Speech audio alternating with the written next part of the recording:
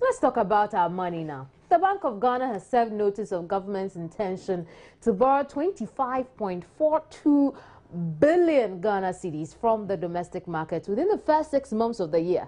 Now, this amount is twice the 12.72 billion Ghana cedis the government borrowed through the issuance of government securities in the same period last year. The Bank of Ghana stated in the issuance calendar of Government of Ghana for January to June that in January alone, government intends to borrow 3.5 billion Ghana cedis, which is the least amount to be borrowed from the domestic securities market, with the highest being 4.84 billion Ghana cedis in March and June. This year, government has budgeted 8 billion Ghana cedis as interest payment for domestic debts out of the total 9.5 billion Ghana cedis, raising concerns that debt overhang might make government unwilling to implement adjustment programs that will promote economic growth, because a greater proportion of the benefits will end up as debt service payments to creditors. Now, development experts have urged that government use the borrowed funds judiciously, in particularly for productive purposes, so that sufficient growth can be generated to reduce the debt service. Now, here's what I say to that. We know this, but our ability to do that could be the problem. But let's talk about how this could affect you and I as individuals and as business owners over the next 5 months of this particular year. To help us with that discussion is Dr. Tweneboa Sengzu. He is with Bastiat Ghana Institute. It's an economic policy think tank. Thank you very much for your time. Thank you. What do you think about this borrowing intention of government for the next 6 months of this year? Yes, thank you very much to your listeners. What I want you to let you understand is, to government, they may be thinking as by socialist and ideologies could be an effective measures they are taking. But to the aspect of the businessman, it's a very big damage. And as I even began my explanation to you, within just this period could not explain the nature of how the damage will have an effect. Because the first thing we need to understand is, even the first borrowing that took place, there are some businesses that could not be able to hold the nature of the market contraction that was taking place, so they have to collapse. And now coming to this level, we should understand that some businesses may not be able to survive, because right now the nature of the economic market we are now operating has now become the survival for the fittest. So the ones that have more solid strength may be able to survive in some limit, but those they could not, you know, definitely are going to collapse. So as at present, as the government making the next step of going to borrow, then we should also again understand that in the private sector there are other businesses that may not be able to stand that market contraction and the shocks and going to die. Why do you say that some businesses would not be able to withstand the market contraction? How will this have an effect on them? Now, if we are to plot a graph of a labor by time, you realize that now, to do a business to make economic return, the amount of energy and the effort you exert as of some years ago and as of today, there is that change. Now, if care is not taken, you're going to do almost a double or possible a quadruple before you get the same profit that you would have attained about maybe 2 or 3 years ago. So this is how it is. And some business may not be able to maintain that energy to be able to generate such economic return. So that possibility is that they are going to collapse. Likely they are going to pay some of their staffs off. And on that basis, you should know that the business may not be able to stand based on the competition, because you should understand that the market is filled with many challenges and the problem. And yes. What kind of businesses are we looking at being affected by this aggressive nature of government borrowing within the domestic market? You see, most of them become the SMEs. And sometimes I call it more of the, because if you look through our SME ecosystem, we are having the micro and we're having the small.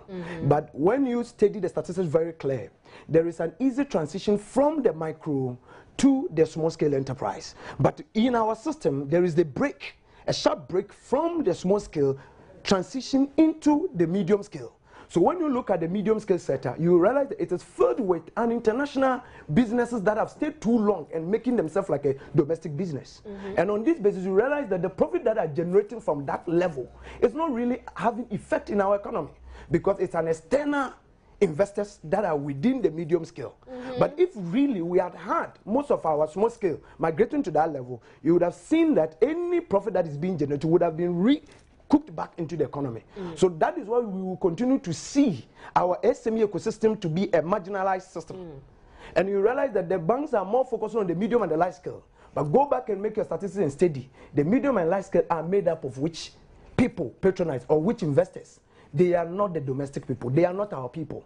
So most of the time, it is the small and the micro that are really suffering. It is the small and the micro that are not having access to the opportunities. Because I'm just letting you to understand that for a business to expand, does not most of the time need anything than opportunities. And it is left with the government that believe in the social agenda, because most of the, you know, from my angle I'm coming, I may be more of promoting liberalism and more of capitalism, because the reality is that we have gotten to a point where if the private sector does not complement the effort of government, everything will become a mediocre. But you see, the socialists had started from a story by Keynesian principle of what I call spending holic formulas, where we believe that the more we are spending, there is that equilibrium of getting efficiency in the market. But I'm telling you, I've also seen some of the books for But is that a bad idea? For instance, government does this borrowing on the domestic market, but manages to use it for, you know, profitable works or development projects, and is able to pay back without necessarily having to borrow again to pay its interest. Would that be a bad idea? It is a bad idea, because let us look at the reality of our economic system. Let us look at the philosophy upon which we are operating with. Our system cannot productively generate a good return. Why? Why? Because when you come back to the our economic system, the government is the higher employed institution that has not been cancelled. He is still employed at institution, and you realized the productivity in that level is very low. If you look, some of my papers have written that I issue the point that if government want to make an efficient spending, sometimes we as economists in the area of liberalism are not worried of the spending. Our concern is any spending you make, if it will make a good economic return, has to support by productivity. Do we have that power to produce that productivity that will lead for any expenditure by government to become efficient?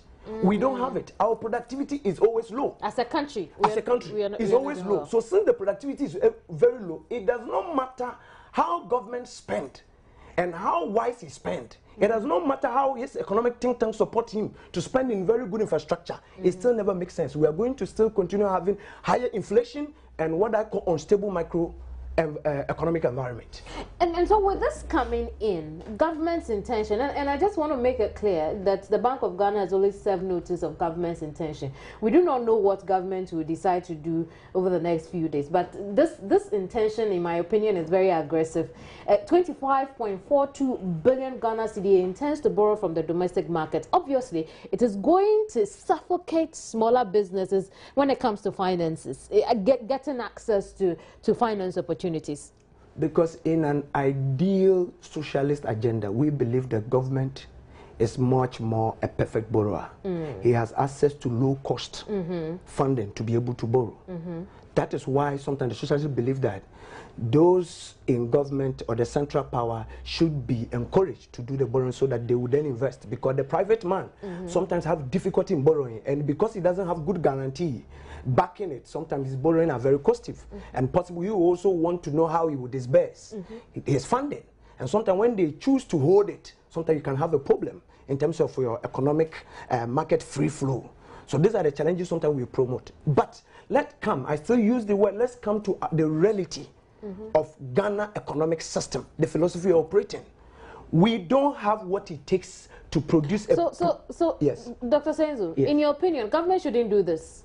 In my opinion, government should not do that, because what has happening is that now he borrows and we are not seeing equivalent economic return to that effect. But we need the money to develop too. What are the options available to government?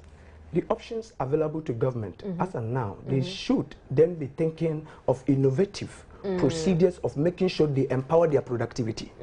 I've written a paper that questioned that sort of gymnastic form of saying that the government sector, the people who are working, we are doing monitoring, a lot of research people should be cancelled out, and then sit down and look at pragmatic procedure of empowering the government sector to now make productivity very high. Because you should know that the private sector are doing their best. Look at the story of what you started right now about the bus station. Now, all those people are not working, are affecting productivity. But let me tell you that they knows that no matter what, at the end of the month, they are going to pay it.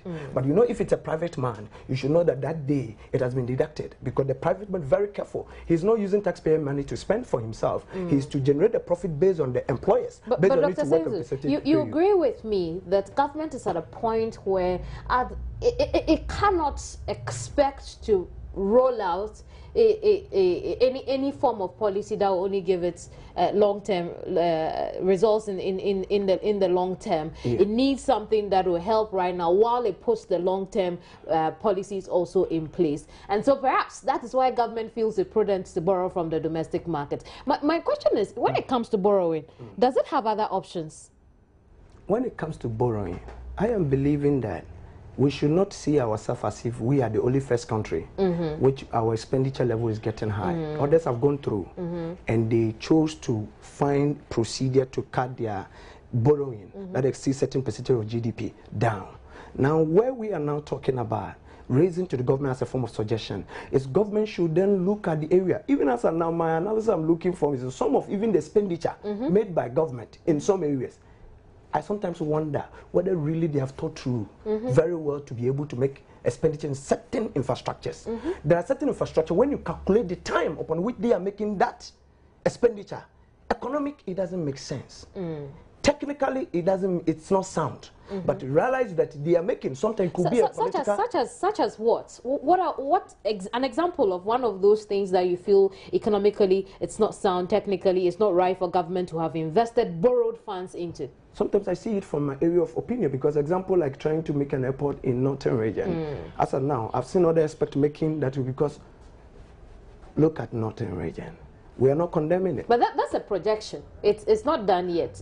Let's look at something that is being done right now. Because in my opinion, if government uses borrowed funds to construct a road, it should be making money from that road. So any highway you construct using borrowed funds, we should make money from that road so that it pays for itself. Now, what happens is that we construct those roads and the roads don't pay for themselves, and then we look for money elsewhere to pay. Now, that's bad, isn't it? That is the principle of the socialist agenda. The capitalists are always having a problem in that principle, because you think that in Europe, you know, people are having the power to construct their own road and tends to use it for a business. And you think that if it was a private man owning the roads in Ghana and they were to be seeking for funding and to invest, I'm telling you that that wouldn't have been a loss. So ideologically, government has got it wrong. So ideologically, the problem had been that because we are using all these common issues of the corruption and those things, it's not almost that is why we use the productivity issues. Because now, whatever they need to do so that every investment they make will bring a return is what now should be the calculation on the table. Dr. Which Senzo, they are living it every day. Unfortunately, we'll have to leave it here. But here's what we'll do at midday. This could be good news for treasury buyers, because then government is a safe, what's the word? It's safe to lend to government, and so for treasury buyers it's good. But then what does it become, or what toll does it take for those of us who do not lend to the government but borrow from financial institutions, because then they measure per the treasury bills? We'll find out at midday when I see you again on News Today. Thanks for your company.